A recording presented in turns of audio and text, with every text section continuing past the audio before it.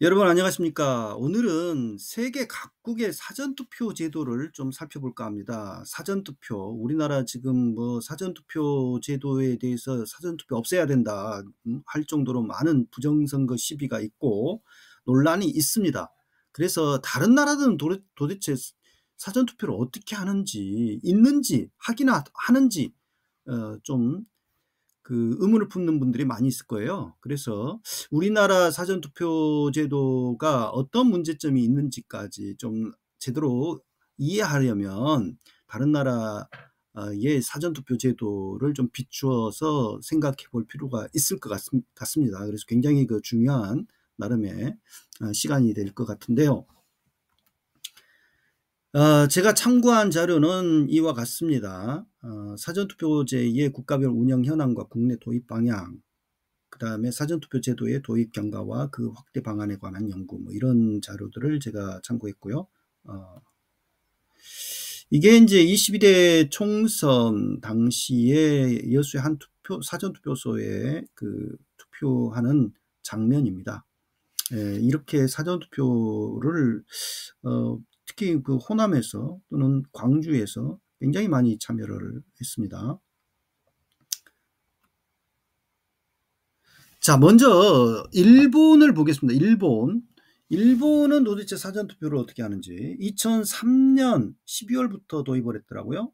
선거일 전에 선거인 명부 등록지의 시구정촌의 투표소에서 기일 전 투표가 가능해요. 기일 전 투표가 말하자면 사전투표죠. 시구 정촌은 우리나라로 말하면 읍면하고 비슷하다고 합니다. 그래서 이제 거기에 투표소에서 기일 전 투표가 가능한데 투표 기간은 선거 기일 공시일 다음 날부터 선거일 전일까지 시구정촌의 관공서나 동사무소 투표소에서 오전 8시 반부터 오후 8시까지 가능하고요. 사전에 기일 전 투표를 신고할 필요는 없고 선거인이 선거인 명부에 등록되어 있는 시구정촌 투표소에 가서 선서 겸 청구서에 필요한 사항을 기입한 뒤에 투표용지를 교부받아서 투표할 수가 있다고 합니다. 그러니까 우리나라와 좀 차이가 있는 것은 우리나라는 어느 지역에 가서든지 자신이 그 투표소에 가서 투표할 수가 있는데 일본의 경우는 자신의 주소지에 있는 시구정촌의 투표소에 가서 투표해야 되는 거예요. 스웨덴 보겠습니다. 스웨덴은 1942년에 이미 사전투표를 도입했고요. 희망자는 전국 어디에서나 원하는 투표소에서 선거 24일 전에 투표가 가능하답니다. 굉장히 일찍 도입을 했고 원하는 투표소 전국 어디서나 할 수 있다는 것은 우리나라하고 똑같고 선거 무려 24일 전에 투표를 하네요. 그리고 선거청은 선거인 명부에 등재된 유권자에게 투표권 카드를 미리 발송을 합니다. 이게 우리하고 굉장히 차이가 있는 건데 투표권 카드를 미리 발송해주고 유권자가 그것을 투표할 때 반드시 지참해서 그 카드를 제시해야만 투표용지를 교부받을 수가 있대요. 그리고 투표용지는 정당명, 선거 종류, 선거구, 후보자 순으로 되어 있고 정당명만 인쇄된 투표지와 백지 투표지도 있어서 손으로 직접 그러니까 나는 누구를 찍는다 하고 후보자 이름과 정당을 직접 손으로 써서 기표한 것도 인정이 된다고 합니다. 그 다음에 캐나다인데요. 1920년대에 이미 도입했고 초기에는 경찰과 군인 등 특정 직업군에만 적용이 되었다가 1962년도부터는 투표일에 자기의 거주지에 없을 예정인 유권자에게 확대되었고 1993년도에는 아예 조건을 삭제해서 어디에 어떤 조건을 따지지 않고 사전투표를 원하는 사람은 사전투표를 할 수 있게 되었다고 합니다. 근데 사전투표를 위해서는 온라인이나 전화로 선거청에 등록을 해야만 하고요. 사전 등록을 못했다면 사전투표소 현장에 가서 등록할 수도 있다고 합니다. 그리고 선거일 10일부터 7일까지 정오부터 저녁 8시까지 투표소를 운영을 하고 본인 거주지인 사전투표소에서만 투표가 가능하다라고 합니다. 자, 미국 보겠습니다. 미국은 52개 주가 있죠. 그 주에 따라서 조기 투표, 조건 없는 부재자 투표, 전면적인 우편 투표, 이런 그 종류의 3가지 종류의 그 사전 투표 제도가 있는데, 조기 투표가 우리나라의 사전 투표 제도와 상당히 유사하답니다. 이 조기 투표 제도를 채택하고 있는 주는 32개 주이고요.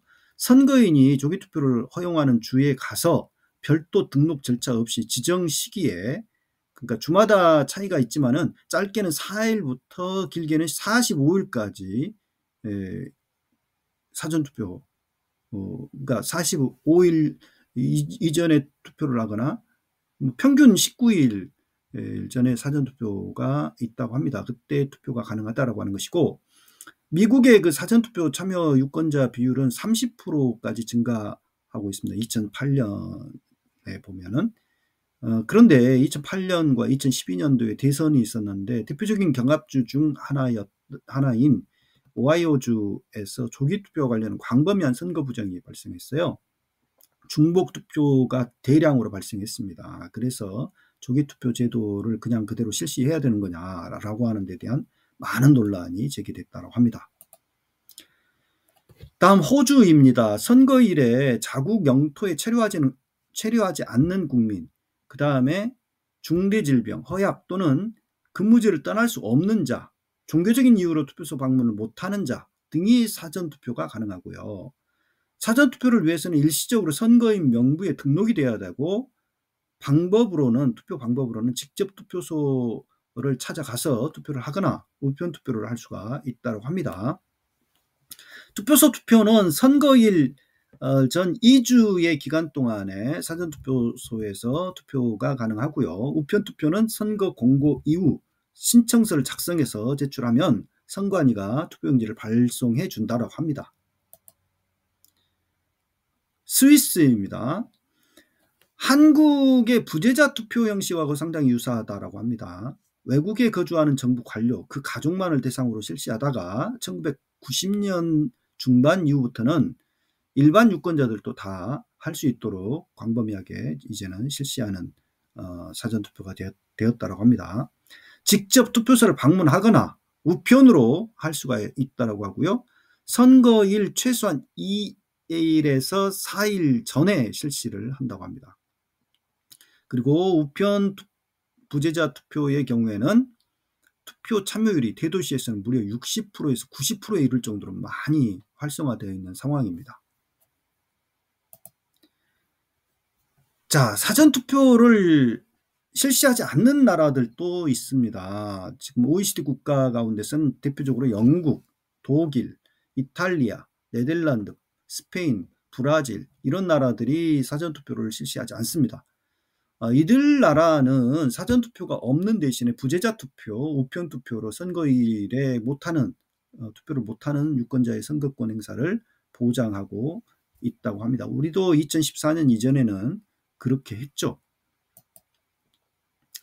자, 이제 사전투표 장소에 따른 분류를 해보면 일본, 미국, 캐나다 같은 나라들은 선거인은 자신의 거주지에서만 사전투표를 할 수가 있고, 스웨덴 같은 경우는 거주지 바깥에서도, 그러니까 전국 어디에서나 사전투표소에 가서 사전투표가 가능하긴 한데, 우리하고 결정적으로 다른 점은 투표권 카드를 선거청에서 보내온 투표권 카드를 반드시 지참하고 있어야, 제시해야 그것을 제시해야 투표용지를 교부받을 수 있다고 하는 거. 이게 많이 차이가 있습니다. 그런데 우리는 이제 뭐 굳이 그런 것 없이 그냥 신분증만 있으면 전국 어디서든지 읍면동에 설치되어 있는 사전투표소에서 투표가 가능하죠. 그게 바로 이제 통합선거인 명부라고 하는 것이 있기 때문에 그런 건데, 그러면 마지막으로 한국 사전투표 제도의 문제점이 뭔지 좀 제가 생각하는 겁니다. 제가 개인적으로 생각하는 거니까 이거는 공식적인 건 아니에요. 제가 봤을 때 사전투표 제도에 어떤 문제가 있는지 말씀을 드립니다. 첫째로는 통합선거인 명부라고 하는 것을 저는 신뢰하기가 좀 어려울 것 같아요. 왜냐하면 이게 인터넷으로 그러니까 인터넷을 활용하는 것이잖아요. 어찌 됐든. 그래서 전국 어디서나 두드려 보면 그 사람이 명부에 있는지 없는지가 확인이 된다고 하는 것은 네트워크로 연결됐다는 거지 않습니까? 그래서 그것이 선관위는 폐쇄망으로 선관위만의 폐쇄망으로 돼 있기 때문에 해킹이 불가능하다 어쩐다 그런 주장을 합니다만, 폐쇄망이 됐든 어쨌든지 간에 해킹은 얼마든지 가능하대요. 제가 컴퓨터 전문가들한테 화이트 해커 이런 분들에게 들어본 바에 의하면 해킹 얼마든지 가능하답니다. 그것이 지난번 작년에 국정원과 한국인터넷진흥원 선관위가 같이 점검을 했을 때 이게 드러났지 않습니까? 선거관리 시스템이랄지 이런 것들 다 해킹이 가능하다라고 하는 것이 드러나 버렸어요. 그때 당시에. 그래서 해킹 가능성이 상당히 위험하다라고 하는 것이고요. 두 번째로는 명부 단말기, 투표용지 발급기, 지문 인식기 다 전자기기예요. 이런 것들을 자꾸 만들어서 쓰고 있어요. 나는 그걸 이해할 수가 없어요. 선거라고 하는 것은, 투개표라고 하는 것은 가급적이면 아날로그로 해야 됩니다. 이렇게 전자기기를 사용했을 때는 이게 위변조가 되기 너무 쉽거든요. 지금 사진을 보십시오. 옆에 보면은 이게 2014년 730 재보궐선거 때 순천의 한 투표소에서 제가 참관인을 하면서 찍은 사진인데요. 맨 왼쪽에 지문인식기, 그 다음에 명부 단말기가 있습니다. 근데 이 사진 딱 찍었을 때 지금 왜 이렇게 투표 사무원이 쳐다보고 있냐면, 명부 단말기가 까맣게 갑자기 멈춰버렸어요. 투표가 한참 진행 중인데 렉이 걸렸다고 해야 됩니까? 갑자기 다운돼 버렸어요. 그래서 껐다가 다시 켜더라고요. 나는 그 장면을 보면서 야, 이거 위험하구나 그때 확신을 했어요. USB를 꽂아가지고 다시 겨우 부팅을 시켰는데 이런 기기를 왜 사용하는 겁니까? 검증도 제대로, 공인검증도 안 받았을 거예요 지금. 이렇게 전자기기를 사용하는 것 자체가 너무 위험합니다. 안전성을 정말 담보할 수가 없다, 보장할 수가 없다 라고 하는 것이죠. 그 다음에 선거 4, 5일 전에 실시하잖아요, 사전투표를. 그러면 이제 그 기간 동안에 4, 5일 기간 동안 선관위가 투표함을 보관하거든요, 사전투표함을. 그래서 예전에 처음에 2014년도에는 아예 투표함을 보관하는 창고에 CCTV 하나 없었어요. 기가 막힌 일입니다. 그래서 아니 어떻게 CCTV도 없이 그렇게 선관위가 보관하느냐 이랬더니 우리를 믿어야지, 우리를 선관위를 못 믿으면 어떡하냐 이런 식으로 선관위가 답변했었거든요. 결국은 이제 CCTV를 설치하긴 했습니다만은, 그래도 그걸 기나긴 시간 동안 누가 들여다볼 것이며, 그 안전성을 정말 보장할 수가 있는 건지 상당히 좀 의문이 듭니다. 선관위 안에도 온갖 이상한 사람들이 많이 있을 거 아닙니까? 지금 최근에 채용 비리로 얼마나 선관위가 시끄럽습니까? 선관위 내부에도 정말 공정성과 중립성, 공무원의 어떤 선거 중립에 사명감이 투철한 사람들도 있겠지만 그렇지 않은 사람도 얼마든지 있을 수 있어요. 그래서 위험하다라고 하는 것입니다. 그래서 투표함 무결성 보장이 상당히 좀 위험하지 않는가라는 생각을 해보고요. 그 다음에 마지막으로 투표함 이송 과정, 회송용 봉투 배달 과정 등등에서도 안전성 보장이 상당히 좀 문제가 될 수 있다라고 하는 것입니다. 모든 그 과정에 참관인이랄지 뭔가 감시할 수 있는 장치가 있어야 되는데 그게 별로 이렇게 보장이 제대로 돼 있는 상황은 아니거든요. 뭐 정당 추천위원들이 사전투표함에 그 투표용지를 그 집어넣을 때 선관위 직원들이 그 투표함에다 투표용지를 집어넣을 때 입회를 한다라고 합니다만은 그 한두 사람 가지고 어떻게 그걸 제대로 하는지에 대해서 확인할 수 있으며 정당 추천위원 두 사람이거든요. 그 여당과 야당 대표 그 주요 야당 뭐 그렇게 되는데 그 사람들 같은 경우도 뭐 이상한 사람이 있을 수 있지 않습니까? 그래서 이게 아직까지 많이 지금 보완해야 될 사항이 굳이 해야 되겠다면 보완해야 될 사항이 있다 아직도 라고 하는 것이고 제발 전자기기는 사용하지 말자라고 하는 것입니다. 사전투표를 꼭 해야 되겠다면 전자기기 사용하지 않고 좀 할 수 있는 방법이 없느냐 이걸 적극적으로 검토를 해야 되지 않을까 싶습니다. 그래서 우리나라의 사전투표 제도가 아직까지도 허점이 분명히 있다라고 하는 것은 틀림없어 보입니다. 예. 여기까지입니다. 감사합니다.